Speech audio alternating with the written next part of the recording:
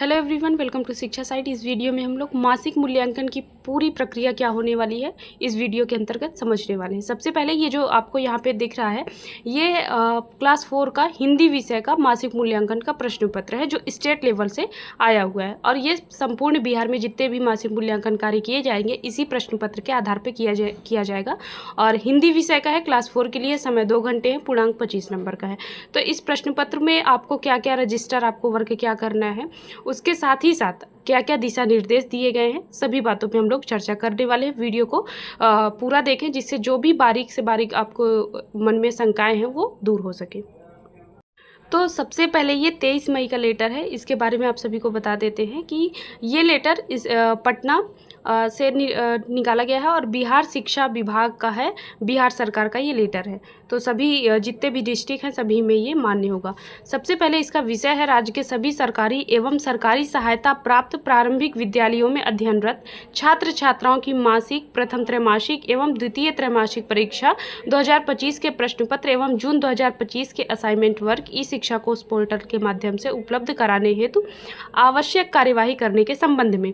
तो सबसे पहले जो भी आपको होमवर्क देना है जून में ग्रीष्म अवकाश के लिए असाइनमेंट वर्क जो देना है, उसके साथ ही साथ मासिक मूल्यांकन जो होना है उसके लिए प्रश्न पत्र जो होगा वो सभी आपको ई शिक्षा कोष के माध्यम से आपको मिलने वाला है। तो जो भी अभी तक ई शिक्षा कोष से प्रश्न पत्र डाउनलोड नहीं किए हैं वो जाके कर सकते हैं, उसमें ऑप्शन आ चुका है।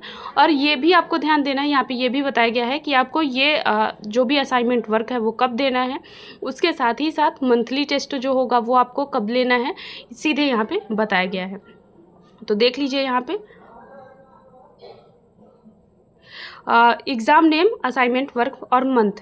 तो जैसे समर वेकेशन असाइनमेंट वर्क है वो मई में आपको देना है, मंथली एग्ज़ाम है वो भी मई में लेना है।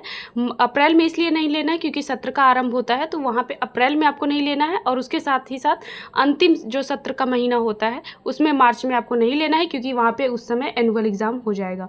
और उसके बाद आप में ये देखिए फर्स्ट ट्रिमेस्टर जो होगा वो जून में होगा, मंथली एग्ज़ाम फिर से जुलाई में होना हो जाएगा क्योंकि जून में आपको मंथली एग्ज़ाम नहीं लेना है। जब भी कोई त्रैमासिक या मासिक, त्रैमासिक, अर्धवार्षिक और वार्षिक एग्ज़ाम जिस महीने में होना है वहाँ पे कोई भी मंथली टेस्ट नहीं होगा। इन बातों का आप ध्यान रखेंगे।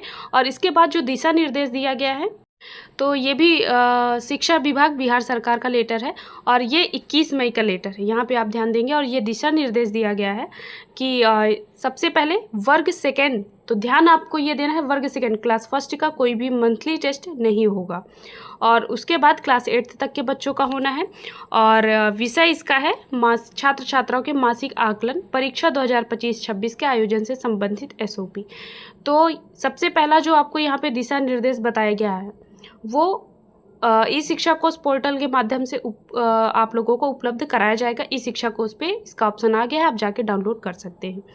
आकलन कार्य अपने वर्ग कक्ष में संबंधित विषय की घंटी में ही की जाएगी, शेष विषय की कक्षा यथावत संचालित रहेंगी। ये आपको ध्यान देना है। आप हिंदी का पेपर ले रहे हैं, हिंदी का मंथली टेस्ट एग्ज़ाम ले रहे हैं तो हिंदी में ही लेंगे।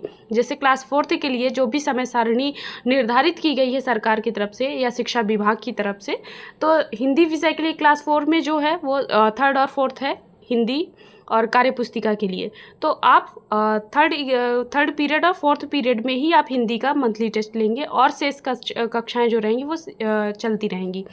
अगला इसमें बोला गया है कि आकलन कार्य प्रत्येक माह के अंतिम सप्ताह में किया जाएगा। जो भी अंतिम सप्ताह चल रहा है, जैसे इस महीने का मई में आपको लेना है तो इस वीक में आपको मंथली टेस्ट लेना ही है।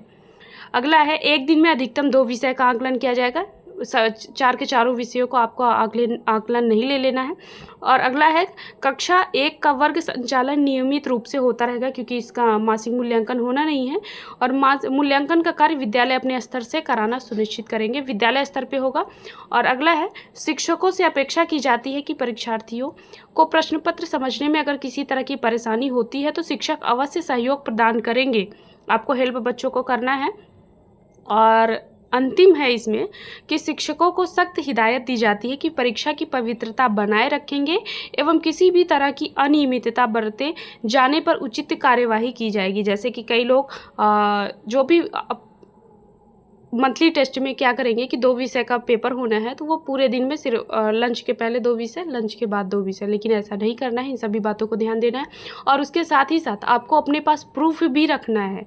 जो भी बच्चे कॉपी मंथली टेस्ट आप जिसमें ले रहे हैं उसको अपने पास जमा ज़रूर करें, या कहीं पे एक रजिस्टर आप तैयार कर लें। हर मंथ का आप उसमें रिकॉर्ड रखें किस बच्चे को कितना नंबर मिला है, और उसके साथ ही साथ आप खुद की साइन करें, HM की साइन नीचे करवाएं और बच्चों के नंबर उसमें अंकित हो। जो भी कॉपी आपके पास हो उसमें रेड पेन चला हुआ हो, सभी बच्चों के नंबर जो है वो चढ़े हुए हों, जिससे कोई भी पदाधिकारी आए तो आप लोगों को उसमें दिक्कत नहीं हो कि हाँ चेकिंग आई है या कुछ भी ऐसा हुआ है, तो आप उसमें बचे रहें। तो अगला है कि कार्यवाही से आप सभी बचेंगे। तो सबसे पहले आप रजिस्टर कैसे बनाएंगे, आप एक कॉपी ले लें और उसमें पूरे मंथली जैसे टेस्ट है मई विषय का, तो मई में आप कितने बच्चों का लिए हैं एक लाइन से उनका रोल नंबर नोट करें, और उसके साथ ही साथ हिंदी विषय जैसे भी आप रिजल्ट में जैसे रहता है उसे अपने कॉपी में बनाएं और नीचे अपनी साइन करें, हेडमास्टर की साइन करवाएं, जिससे आप अपना हथियार मजबूत रखें। कोई भी पदाधिकारी आपको गलत नहीं ठहराए, आप अपना कार्य अच्छे से करते रहें। धन्यवाद। अगर आपके मन में कोई और प्रश्न है या कोई टॉपिक है जिस पे मुझे वीडियो बनाना चाहिए, तो आप लोग मुझे कमेंट बॉक्स में बता सकते हैं। और वीडियो पसंद आए तो प्लीज़ लाइक करें और सब्सक्राइब ज़रूर कर लें, जिससे कोई भी वीडियो अपलोड किया जाए तो उसका नोटिफिकेशन आप सभी को मिले। इसके लिए बेल आइकन को भी ज़रूर प्रेस करें।